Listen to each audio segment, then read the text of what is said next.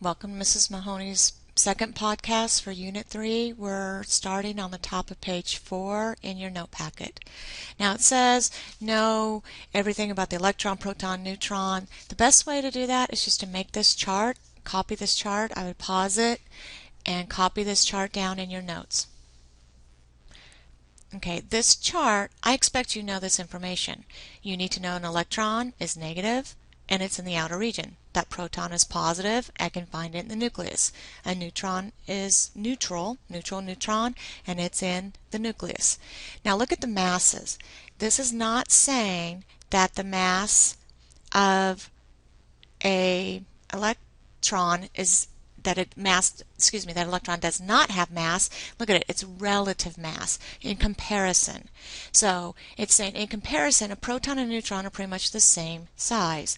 Compared to a proton and a neutron, that electron has relatively zero mass. So that's why we give it a 0. It's just because it is so small compared to the other two. AMU stands for an atomic mass unit, and when we start calculating average atomic masses, we'll also talk about that a little bit more. So look at these. The two particles with the mass are in the nucleus. That is why we say that nucleus is so incredibly dense. 99.9% of the mass is in a very, very small region in the middle of the atom. Now, in the atom, the protons are positive, neutrons are negative. You should be saying, wait a minute, they shouldn't be sticking together. Like charges repel, opposites attract, but in the nucleus all I have is positive. Why are they staying together? So what that is just called right here. So it says what holds the nucleus together. It's right here. It's one of our 4 fundamental forces in the universe. Gravity is another one.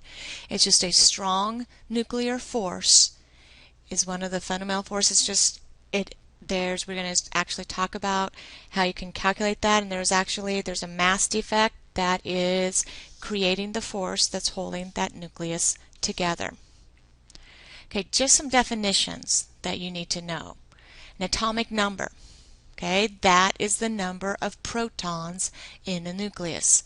That's the whole number that you see on the periodic table. Hydrogen is 1, therefore it has 1 proton. Helium, atomic number 2, it has 2 protons.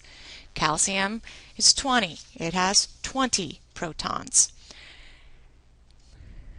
Isotope, atoms of the same element, different masses. This is where we had a differentiating from Dalton's theory. Oxygen, I can have oxygen 18. There could be oxygen 16. This is a mass number, so I know that that has 8 protons.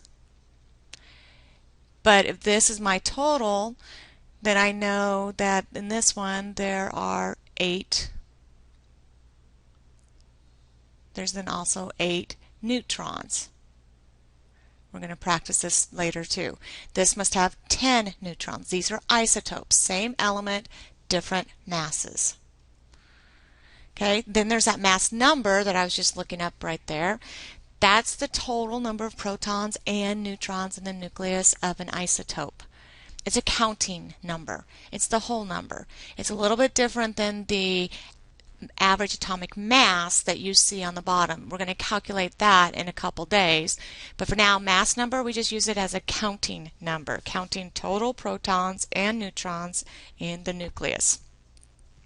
So if I look back up here, if it has a mass number of 18, that means there's 8 protons. I know that's because it's oxygen is number 8. So 18 minus 8, 10 neutrons. Oxygen still has atomic number 8. 16 minus 8, this one has 8 neutrons. So the number of neutrons. I can't change protons because if I change protons, I change the element. A nuclide, that is just some generic term for any isotope in an element. And when we do some nuclear reactions, if you just ever see that word, the nuclei, just know that it's just talking about any isotope. I want you to add one. Valence electrons. Those are outer shell electrons. They're the electrons when we start talking about reactivity and if we're going to make an ion or what if we're going to gain electrons, lose electrons. I'm not talking about the total electrons. So total number of electrons, valence electrons. Those sometimes are the same, but the majority of the time they are different numbers. There's only really two cases where you have the same number of total electrons and valence electrons. Okay, so let's look then at a special word, ionization. So isotopes, same protons, different neutrons. Ionization, ions, same protons, different electrons. So what happens if it's neutral, in a neutral atom, and you assume any atom is neutral if it doesn't have a charge written in the top right-hand corner. So no charge written in the top right-hand corner. So oxygen, neutral atom. This would have 8 protons and 8 electrons. It's neutral. Oxygen with a -2, and sometimes you see it written -2, 2 minus means the same thing. Different books, different people write it differently. It means exactly the same thing. So something has happened when we do that. So this is what we're getting ready to look at. What's the difference? So if it's neutral, we have same electrons, same protons.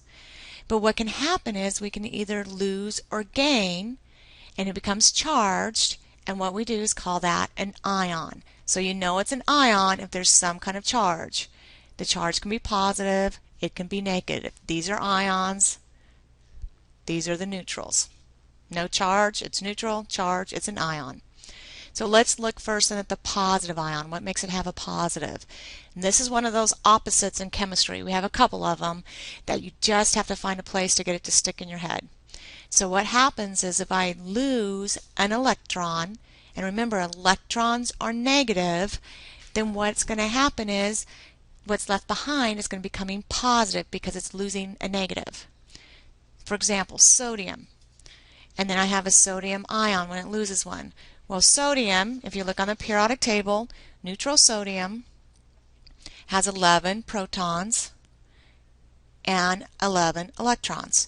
If it loses one electron, it's now going to have 11 protons, but it lost one, so now it only has 10 electrons. So if you just look at the difference, there's one more positive than a negative. That's where that positive comes from. Calcium. Calcium lost 2 electrons, so therefore it's going to have a +2 charge because instead it has 20 protons, but now it has only 18 electrons, so it has a +2 charge. These are known as cations. The way I know that, there's that positive T in it, it's a cation. That's a vocab word you're expected to know. You need to know cation means it's a positively charged. Okay, what if the opposite happens then? What happens if it gains an electron? Well, hopefully you can see if it gains, it's going to become more negative. Again, one of those opposites. Because what it's doing, it's gaining a negative electron. So fluorine. Fluorine typically, if you look at it on the periodic table, has 9 electrons. Probably would help you to have your periodic table out in front of you in this chapters. When we start going through this, we're going to be referencing that periodic table a lot. 9 electrons, 9 protons. So if it gains one, it now has 10 electrons, and excuse me, that didn't change, and 9 protons. Because if I change this to 10, I'd be changing it to neon. That's not happening. That'll be happening when we talk about nuclear in a few weeks, but that's not happening here. We're talking about ordinary chemical reactions. So look at one more negative, fluorine with a negative ion. Same thing, I can gain more than 1. Sulfur will gain 2, therefore it has that -2 charge. These are called anions. No T, there's no positive. Anions are negatives, cations are positive.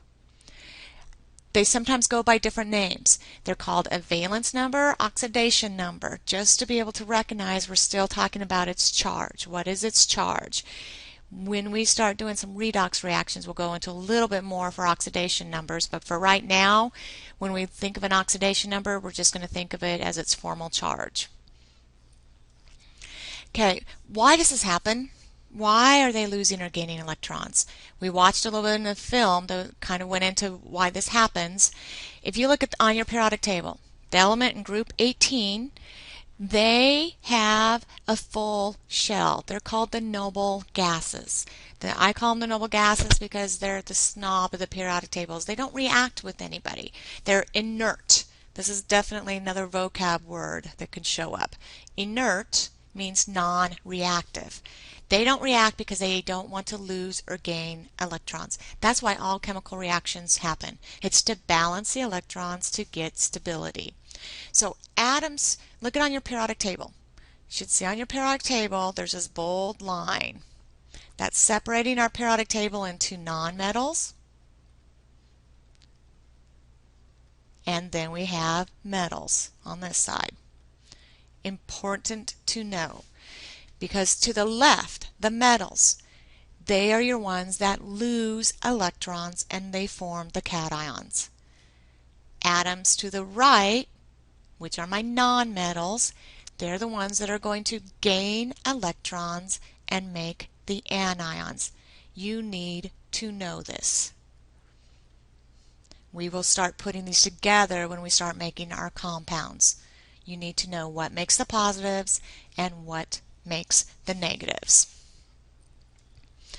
Okay, you have some space at the bottom. I want you to add this when we're talking about those valence electrons. This periodic table is your new best friend because it tells you so much information.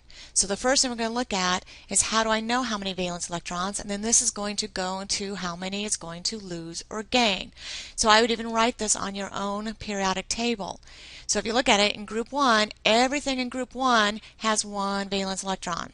Everything in group 2, now notice groups are the columns going down.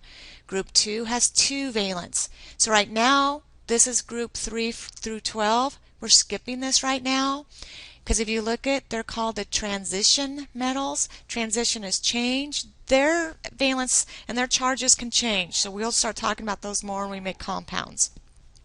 So this is 13. Looking at that, that has 3, 4, 5, 6, 7. These are my noble gases, group 18. Now if you look on your periodic table, there's also another number there, those A numbers. That is a traditional older way of naming it. We had our A's. So if you notice, this is a 1A, 2A, 3A, 4A, 5A, 6A, 7A, 8A. These are the B's. The A groups are exactly the same as the valence. So if you don't even want to count, you'll get to know them pretty soon. We'll be using it more and more. But look at the A's. But that's how I can say. So if I ask how many valence electrons in sulfur, there's 6. How many valence electrons in nitrogen? Nitrogen's right here. So if it's right here, it has 5. Find strontium. Strontium is right here. It has 2 valence electrons. Where's lithium? Right here. Lithium has 1 valence electron. Argon, noble gas. Argon has 8 valence electron. So just by knowing where it is on the periodic table, that's what will tell me its valence electrons. In class tomorrow, we're just going to do some practice of figuring out and applying this so that we can look at an atom, look at an element, and we can figure out the number of protons, electrons, and neutrons, whether it's charged or neutral.